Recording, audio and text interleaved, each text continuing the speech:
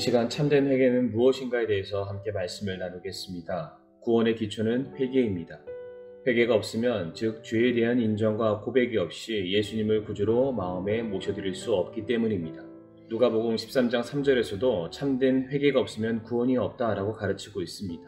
내가 너희에게 이르노니 아니라 그러나 너희가 회개하지 아니하면 다 그와 같이 멸망하리라.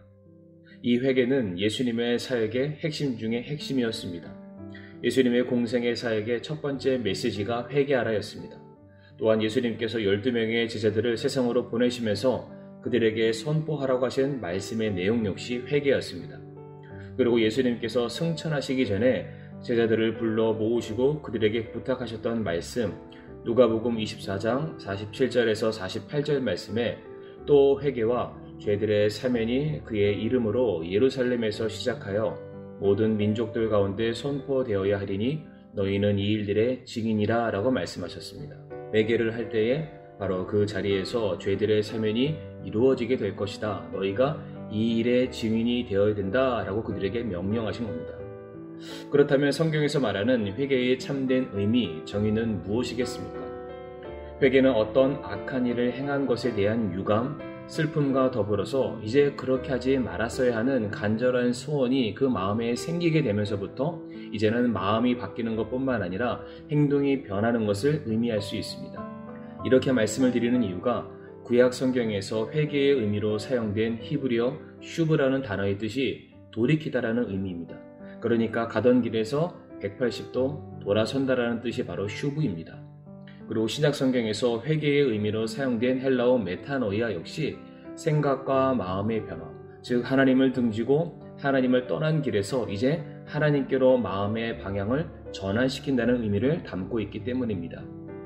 그러니까 복음의 말씀을 듣게 되었을 때에 이제 사람은 그 죄로 인한 결과가 무엇인지를 알게 됩니다. 죄의 명백한 결과인 사망을 알면서도 그 길에서 돌이키지 않는다면 그것은 참된 회개라 말할 수가 없을 것입니다.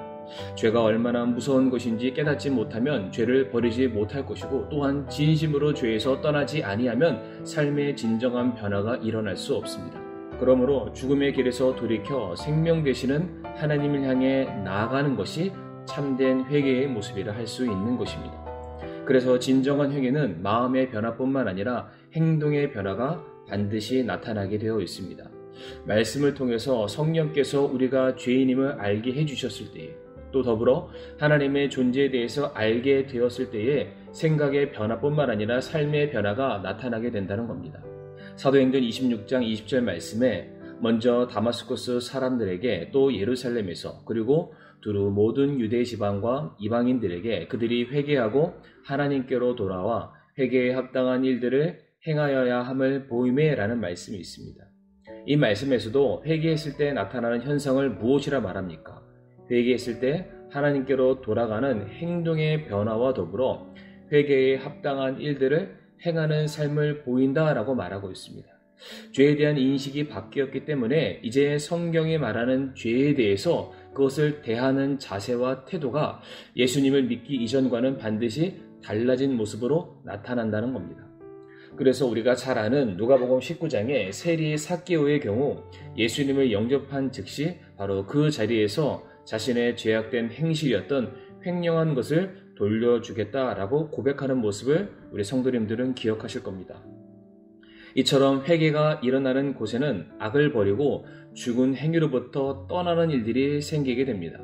로마서 2장 4절에 혹은 하나님의 선하심이 너를 인도하여 회개하게 함을 알지 못한 채 내가 그분의 선하심과 관대하심과 오래 참으심의 풍성함을 멸시하느냐라는 말씀이 있습니다.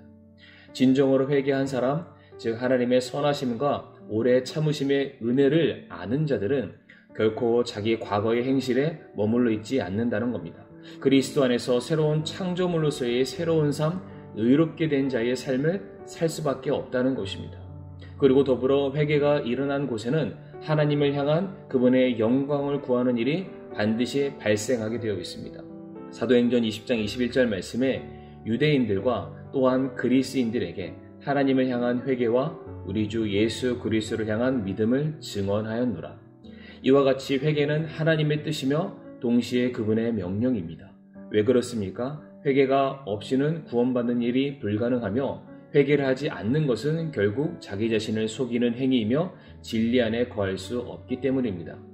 오늘날 많은 사람들은 자기가 지은 죄를 고백하고 뉘우치면 그것이 죄에 대해서 용서를 구하는 회개인 줄로 알고 있습니다. 그러나 단지 입술에 고백함으로 진정한 회개의 의미를 다 담아낼 수 없습니다. 회개란 지금까지 우리가 나누었던 말씀처럼 하나님을 알기 이전의 삶을 중단하고 이제 하나님을 향해 나아가는 삶, 그게 마음뿐만 아니라 삶의 변화가 반드시 나타나야만 하는 것입니다. 이사야 55장 7절에 사악한 자는 자기 길을 버리고 불의한 자는 자기의 생각을 버리고 주께로 돌아오라. 그리하면 그분께서 그에게 긍휼을 베푸시리라. 우리 하나님께로 돌아오라. 그분께서 풍성하게 용서하시리라.